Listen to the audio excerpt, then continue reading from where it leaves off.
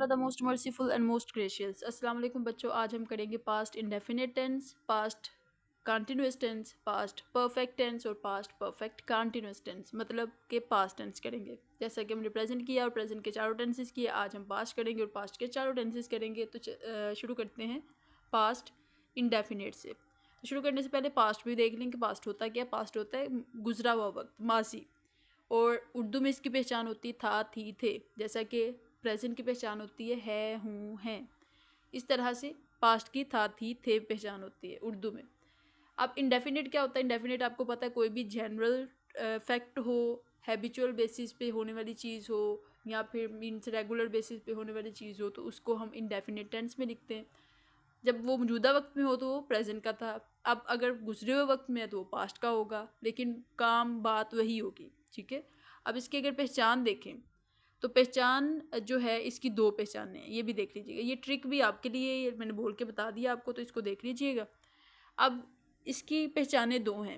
एक तो ता के साथ ही है, जैसा कि प्रेजेंट की थी, ता है, ती है, ते हैं। और अब इधर पास्ट है तो ता था, ती थी, ते थे। लेकिन दूसरी इसकी पहचान भी है, अलिफ छोटी है और बड़ी है। ये सिर्फ इसी की पहचान है। उर्दू जुमले में अलिफ छोटी है बड़ी है, जब जुमला ख़त्म हो रहा है तो मतलब वो पास्ट इंडेफिनिट होगा।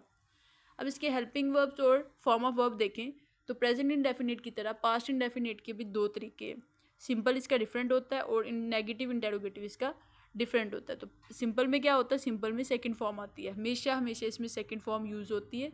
और ये जो फॉर्म्स हैं, फॉर्म्स ऑफ वर्ब में, ये जो हमारी सेकंड फॉर्म है, ये हमेशा हमेशा पास्ट इंडेफिनिट में ही यूज़ होती है और कहीं यूज़ नहीं होती। तो ये भी आपने जहन में रखना है। तो ये सिंपल में सब्जेक्ट के साथ हम सेकंड फॉर्म लगाएंगे। जब नेगेटिव होगा तो ये फॉर्म फर्स्ट हो जाएगी और हम इसमें डिड का इजाफा करेंगे। अब नेगेटिव होगा तो डिड नॉट होगा, और इंटेरोगेटिव होगा तो वही डिड जो है वो स्टार्ट पे आ जाएगी, जैसा कि इंटेरोगेटिव बनाने का रूल है। और फॉर्म दोनों में फिर से क्या हो जाएगी? फर्स्ट। जब डिड आ जाएगा तो फॉर्म फर्स्ट हो जाएगी। अब इसको वॉइसेस वाइज भी देखते हैं।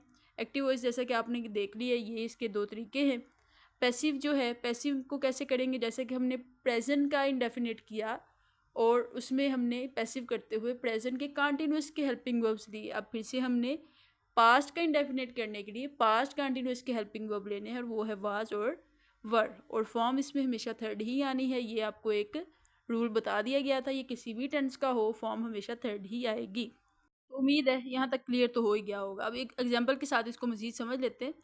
तो एग्जाम्पल को आपने बहुत ध्यान से देखना है। ये ट्रांसलेशन के पर्सपेक्टिव से, जैसे आपकी प्रैक्टिस लास्ट टाइम भी करवाई गई थी, अब फिर से जो है वो करवाई जाएगी। इसको आपने ध्यान से देखना है। अगर इस तरह से आप सेंटेंस को पढ़ोगे तो आपकी ट्रांसलेशन 100% सही होगी। और कैसे पढ़ना है? पहला जुमला है, अली ने खत लिखा। लिखा मतलब ये इस पहचान में से आया, तो ये पास्ट इंडेफिनिट टेंस है। अलिफ छोटी है बड़ी है जो है वो पास्ट इंडेफिनिट की पहचान होती है। उसके बाद अली ने खत लिखा, तो खत लिखने वाला मौजूद है, तो ये वॉइस कौन सी है? ये एक्टिव वॉइस है। ओके। उसके बाद अली ने खत लिखा, इसमें नहीं भी नहीं आ रहा, इसमें कोई सवाल भी नहीं किया जा रहा, तो ये सिंपल है। तो हम इसकी सेकंड फॉर्म के साथ ट्रांसलेशन करेंगे। तो इसमें सिंगुलर प्लूरल जो हमारे सब्जेक्ट के अकॉर्डिंग हमने लास्ट टाइम कुछ टेंसेस में किया था, अब यहाँ पे नहीं है। जहाँ पे होगा वहाँ पे आपको बता दिया जाएगा। तो ये इस इधर जो है वो अली सिंगुलर है, इसके अलावा प्लूरल भी आ जाए तो उसको आपको जो है वो डिफरेंट करने की ज़रूरत नहीं है। तो आपने बस यहाँ तक 3 चेक्स देख लेने हैं और इसकी ट्रांसलेशन फिर क्या हो जाएगी? Ali wrote a letter. तो ये इसकी ट्रांसलेशन है। अब अगला भी देखिएगा, उसने खाना नहीं खाया। ठीक है, खाया अलिफ आ गया है, पहचान ये वाली है, तो ये पास्ट इंडेफिनिट टेंस है। उसके बाद इसने खाना नहीं खाया, खाना खाने वाला मौजूद है, उस जो है वो खाना खा रहा है, मतलब खाना नहीं खा रहा है, तो खाना खाने का काम करने वाला मौजूद है, तो ये एक्टिव वॉइस है। अब उसके बाद उसने खाना नहीं खाया, तो ये नेगेटिव है। तो अब इसकी ट्रांसलेशन फिर कैसे होगी? इसकी ट्रांसलेशन डिड नॉट के साथ होगी, और ट्रांसलेशन ये है, he did not eat the food. अब उसके बाद अगली एग्जाम्पल है, क्या तुमने उसे देखा? तो सबसे पहले तो देखा अलिफ आ रहा है, तो ये टेंस है पास्ट इंडेफिनिट। उसके बाद क्या है भाई? तुमने उसे देखा, देखने वाला मौजूद है, तो ये वॉइस कौन सी है? एक्टिव वॉइस है। उसके बाद क्या तुमने उसे देखा, जो है सवाल किया जा रहा है, क्वेश्चन किया जा रहा है, तो ये इंटेरोगेटिव है। तो डिड हम स्टार्ट पे लगाएंगे और इसकी ट्रांसलेशन हो जाएगी, डिड यू सी हिम। उसके बाद अगली लास्ट एग्जाम्पल देखते हैं और उसके बाद अगली टेंस की तरफ चलते हैं। तो टेंस है, दरवाज़ा नहीं खोला गया।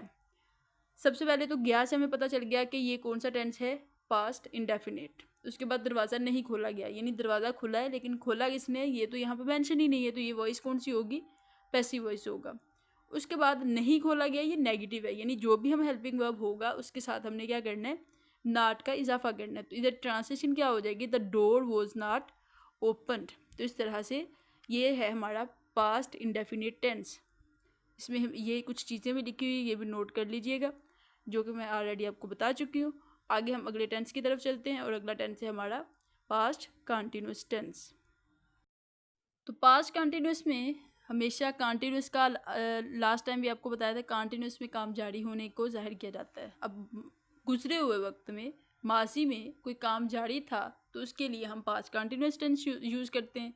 ये ट्रिक्स लिखी हुई हैं, ये आपने रीड आउट कर लेनी है, इनको याद कर लेना, वैसे मैंने आपको बोल के बता दिए। अब इसकी पहचान की तरफ चलें तो पहचान क्या है, रहा, रही, रहे, रही वगैरह वगैरह, जैसा कि कंटिन्यूस में ये आता है। उर्दू में कंटिन्यूटी को जाहिर करने के लिए हम रहा, रही, रहे वगैरह का यूज़ करते हैं। तो अब पास्ट है तो रहा था, रही थी, रहे थे, रही थी वगैरह वगैरह आएगा। अब इसके अगर हेल्पिंग वर्ब्स और फॉर्म ऑफ वर्ब्स की बात की जाए तो ये देखिएगा कि सिंगुलर और प्लूरल्स के साथ पास्ट इंडेफिनिट में सिंगुलर प्लूरल का हमने डिफरेंस नहीं किया, क्योंकि वहाँ पे एक ही हेल्पिंग वर्ब था, वो हमने सबके साथ लगाना था। यहाँ पे दो हैं, तो सिंगुलर जब हमारा सब्जेक्ट होगा तो उसके साथ हम वॉज लगाएंगे, जब हमारा प्लूरल होगा तो उसके साथ वर्ड लगाएंगे। सिंगुलर अब कौन से होते हैं, ही, शी, इट, या कोई भी वाहद हो, कोई भी एक नाम हो, एक वाहद means you can say one name. उसके बाद प्लूरल होता है आई, वी, यू, दे वगैरह वगैरह, और उसके साथ दो या दो से ज़्यादा कोई नाउन मौजूद हों काम करने वाले, तो वो क्या होते हैं, प्लूरल होते हैं। अब ये सिंगुलर प्लूरल के साथ वॉज और वर्ड आना है, ये आपने देख लिया। उसके बाद फॉर्म आईएनजी आना है, ये लास्ट टाइम भी आपको बताया गया था कि हमेशा हमेशा कंटिन्यूस में जो है वो आईएनजी फॉर्म ही आती है, वो डायरेक्टली है इनडायरेक्टली है, जैसे भी आईएनजी की फॉर्म आनी ही आनी है। अब इसके बाद इसकी वॉइसेस को देखें तो वॉइसेस है एक्टिव और पैसिव। एक्टिव में क्या होगा भाई, एक्टिव में होगा वॉज वर्ड के साथ आईएनजी फॉर्म, सिंपल, ठीक है। अब पैसिव होगा, जैसा कि हमने प्रेजेंट इंडेफिनिट प्रेजेंट कंटिन्यूस में क्या किया था, बीइंग का इजाफा कर दिया था, फॉर्म कर दी थी थर्ड। अब यहाँ पे भी वैसे ही करेंगे, हेल्पिंग वर्ब यहाँ पे भी चेंज नहीं होने, हमने क्या करना है, बीइंग का इजाफा कर देना है और उसके साथ थर्ड फॉर्म लगा देनी है। तो इसका हम क्या फार्मूला बनाएंगे, सब्जेक्ट होगा प्लस वाज वर्ड होगा जो इसके हेल्पिंग वर्ब्स हैं, उसके साथ हम बीइंग का इजाफा करके फॉर्म कर देंगे थर्ड, और ऑब्जेक्ट होगा तो उसके साथ पहले बाय लगाएंगे, अगर नहीं होगा तो यहाँ पे थर्ड फॉर्म पे हमारा सेंटेंस मुकम्मल। अब ये आई होप कि इसकी समझ आई है आपको। इसकी एग्जांपल्स देखते हैं फटाफट से। एग्जांपल है, वो फुटबॉल खेल रहा था। अब रहा था से हमें पता चल गया ये पास्ट कंटिन्यूस टेंस है, वो खेल रहा था, खेलने वाला मौजूद है तो मतलब ये एक्टिव वॉइस है। नहीं भी इसमें नहीं आ रहा और क्वेश्चन भी नहीं किया जा रहा, तो ये सिंपल है। तो हम क्या करेंगे, इसकी ट्रांसलेशन कैसे होगी, ही वॉज प्लेइंग फुटबॉल। ही मतलब सिंगुलर है तो सिंगुलर के साथ हमने वॉज लगाना है। तो आई होप कि ये आपको समझ आ गया होगा। आगे इसकी और एक एग्जांपल है, उसे देखते हैं। क्या खत लिखा जा रहा था, रहा था से हमें पता चल गया ये पास्ट कंटिन्यूस है। क्या खत लिखा जा रहा था, खत किसने लिखा है हमें नहीं पता, बस खत लिखा जा रहा था ये बताएगा, तो ये वॉइस कौन सी होगी, पैसिव वॉइस। अब क्या आ गया है तो ये क्वेश्चन जो है स्टेटमेंट है, इंटेरोगेटिव है। अब क्या खत लिखा जा रहा था, खत एक है तो सिंगुलर है, इसके साथ आ जाएगा फिर से वॉज। तो ये कैसे ट्रांसलेट होगा, was the letter being written.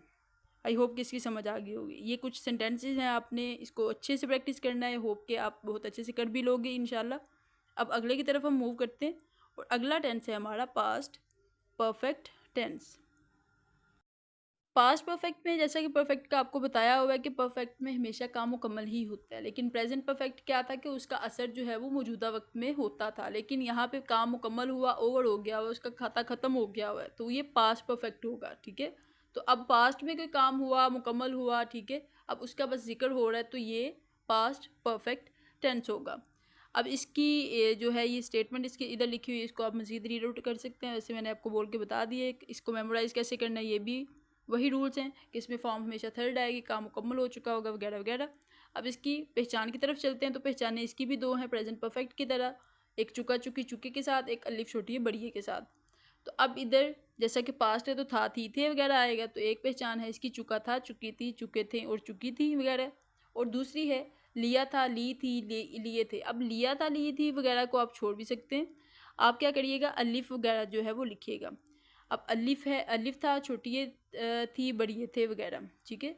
अब यहाँ पे आप इसको करेक्ट कर लें, ये लाजमी नहीं है कि हर दफ़ा लिया ही हो, गया भी हो सकता है और भी कोई अल्फाज हो सकते हैं। तो पहचान क्या है, अलिफ था, छोटी ये थी, बड़ी ये थे वगैरह।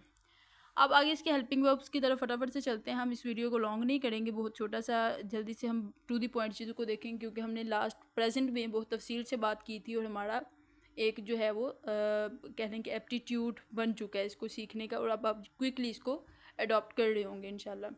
तो अब इसकी हेल्पिंग वर्ब्स की तरफ है कि इसका भी एक ही हेल्पिंग वर्ब है पास्ट इंडेफिनिट की तरह, और वो है हैड। सबके साथ ही हैड इस्तेमाल होना है, तो इसमें सिंगुलर के साथ क्या आना है, प्लूरल के साथ, इसको हमें देखने की ज़रूरत नहीं है। इसमें फॉर्म आनी है थर्ड, हमेशा थर्ड, हमेशा थर्ड, हमेशा थर्ड। जैसा कि परफेक्ट जो प्रेजेंट का परफेक्ट है उसमें भी थर्ड थी, इसमें भी थर्ड है। परफेक्ट किसी का भी हो उसमें थर्ड ही आएगी। अब इसकी वॉइसेस के अकॉर्डिंग टेंसेस को इसके फार्मूलाज को देखा जाए तो फार्मूला इसका सिंपल ही बनेगा एक्टिव का, कि हैड के साथ हम थर्ड फॉर्म लगा देंगे, सब्जेक्ट पहले आ जाएगा, ऑब्जेक्ट बाद में चला जाएगा। अब अगर प्रेजेंट है तो हमने प्रेजेंट परफेक्ट टेंस में क्या किया था, बीन का इजाफा किया था। अब इधर भी ऐसे ही करना है, जैसा कि प्रेजेंट कॉन्टीन्यूस में हम बीइंग का इजाफा करके उसका पैसिव बना दिया था, इसी तरह हमने पास्ट में भी कर दिया कि पास्ट में भी बीइंग का इजाफा करके उसका पैसिव बना दिया। जैसा पास्ट जैसा प्रेजेंट का हमने परफेक्ट पैसिव बनाया था, इसी तरह से हमने पास्ट का भी परफेक्ट पैसिव बनाना है। तो मतलब बीन का इजाफा होना है। ये एक लॉजिक है कि अपने डॉट्स कनेक्टेड रखा करें ताकि आपको चीज़ें भूलें नहीं, इसलिए बार बार रिपीट की जा रही हैं। तो बाय द वे इसकी जो है वो कैसे इसका पैसिव बनेगा, हैड के साथ बीन का इजाफा हो जाएगा, फॉर्म वही थर्ड ही रहेगी। अब इसके एग्जांपल्स देखते हैं फटाफट से। वो स्कूल जाने से पहले नाश्ता नहीं कर चुका था। अब स्कूल जाने से पहले नाश्ता नहीं कर चुका था से हमें पता चल गया कि ये पास्ट परफेक्ट टेंस है। स्कूल जाने से पहले वो नाश्ता नहीं कर चुका था, तो मतलब नाश्ता करने वाला मौजूद है, तो ये कौन सी वॉइस है, पैसिव एक्टिव वॉइस है। उसके बाद नहीं आ रहा है तो ये नेगेटिव है, यानी नाट का इजाफा करेंगे हम कि हमारा जो भी हेल्पिंग वर्ब है। उसके बाद वो है मीन्स सिंगुलर है, तो एक ही हमारा हेल्पिंग वर्ब, जैसा कि हम बात कर चुके हैं कि इसको देखने की ज़रूरत नहीं है। तो यहाँ 3 स्टेप्स तक हम इसको करेंगे और इसकी ट्रांसलेशन करेंगे। ट्रांसलेशन क्या होगी इसकी, कि ट्रांसलेशन है he had not eaten breakfast before going to school.